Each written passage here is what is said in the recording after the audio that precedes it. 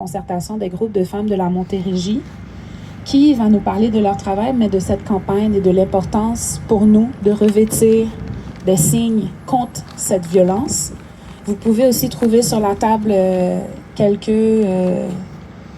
on vous a acheté un petit cadeau là, pour pouvoir représenter ce ruban blanc de votre manière que vous pourrez apporter avec vous partout où vous irez, si toutefois l'Esprit vous en dit. Marie-Soleil, la parole est à toi.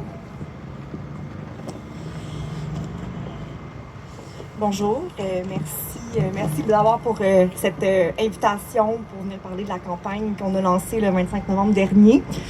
Marie-Soleil Chrétien, je suis agente de développement responsable des dossiers de lutte à l'antiféminisme et aux violences à la table de consultation des groupes de femmes de la Montérégie. Aujourd'hui, on est réunis pour commémorer une date charnière dans l'histoire de la justice sociale au Québec. L'attentat antiféministe de Polytechnique qui a enlevé la vie de 14 femmes parce qu'elles étaient femmes, parce qu'elles dérogeaient des normes sociales et tentaient de briser le plafond de verre en étudiant en génie. 35 ans plus tard, nous ne devons jamais oublier cet attentat, ni toutes les femmes qui ont été tuées parce qu'elles étaient femmes. Hier, j'ai pris connaissance des paroles d'un juge qui venait de prononcer un verdict de culpabilité envers un homme qui a brûlé vive sa conjointe il y a 2 ans. Il disait ne pas comprendre pourquoi, 35 ans plus tard, après Polytechnique, les féminicides étaient encore trop nombreux dans notre société. Un mystère, qu'il disait. J'ai aussi lu la réponse d'une femme sur les réseaux sociaux qui disait « On crie à longueur de journée, on hurle à s'en déchirer les poumons pour que vous compreniez d'où proviennent ces fameux féminicides-là. » Ben voilà. Oublions jamais que ces violences sont systémiques, que chaque féminicide est un drame, mais c'est aussi le symptôme d'une société patriarcale alimentée par le désir de contrôler et de prendre le pouvoir. Il s'inscrit dans un contexte plus large de violence genrée et il est temps que nous le reconnaissions. L'actualité aujourd'hui nous inquiète. Il est temps d'agir. Les violences envers les femmes sont en hausse partout dans le monde.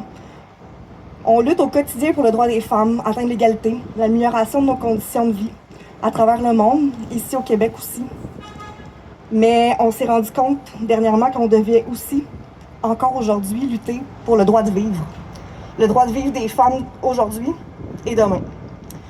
Parce que comment qu'on peut améliorer les conditions de vie des femmes si elles n'ont plus de vie?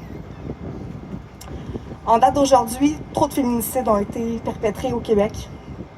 Cette année, 18 ont été commis dans un contexte conjugal post-séparation familiale.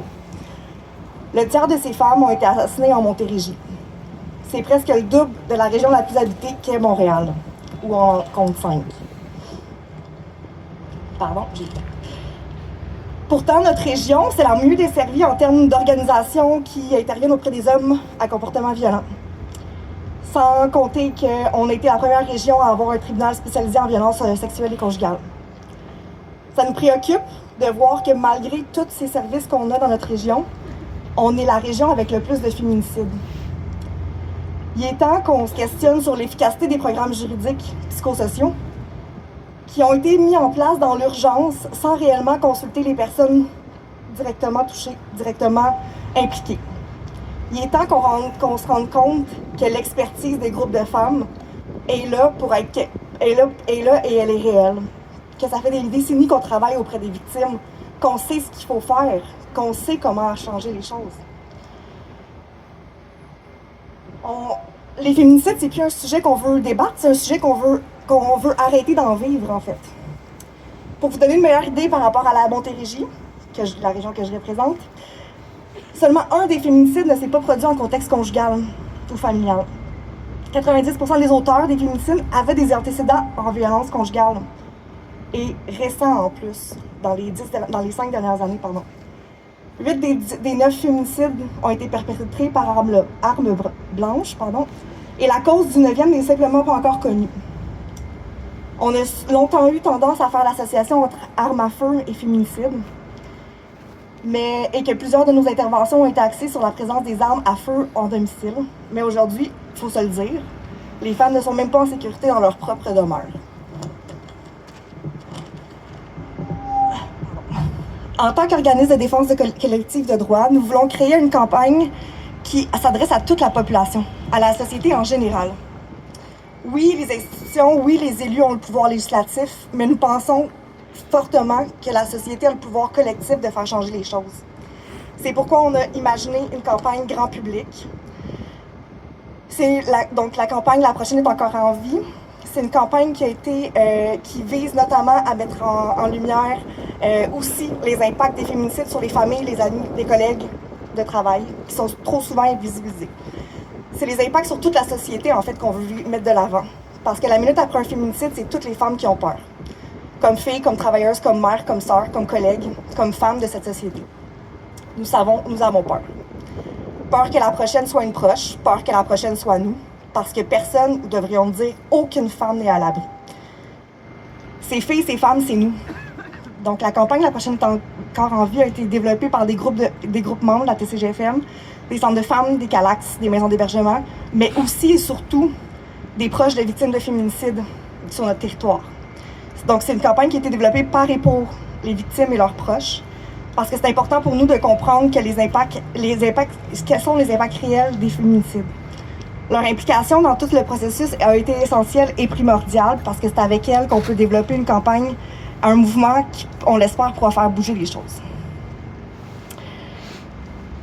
Donc, l'idée est très simple de cette campagne-là, c'est d'aller sur nos réseaux sociaux, par une liste d'envoi courriel aussi, d'envoyer un message à chaque fois qu'il sera nécessaire, à chaque fois qu'il y aura un féminicide, même si on espère qu'il n'y en ait plus.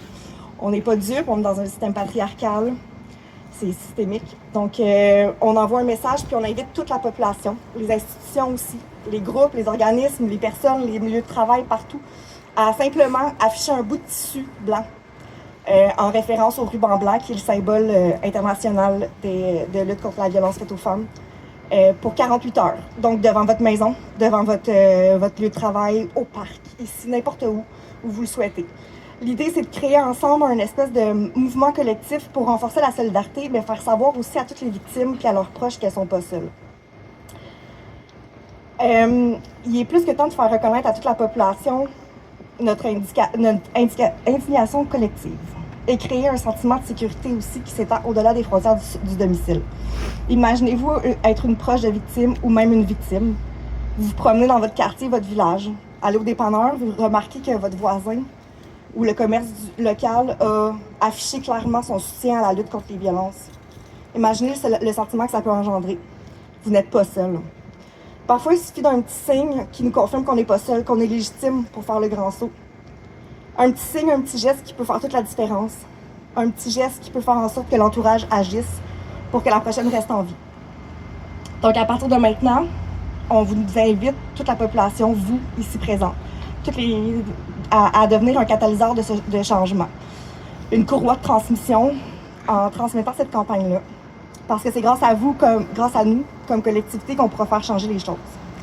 Il est plus que temps qu'ensemble, on déploie un filet de sécurité sociale à toutes ces femmes pour la prochaine qui est encore en vie.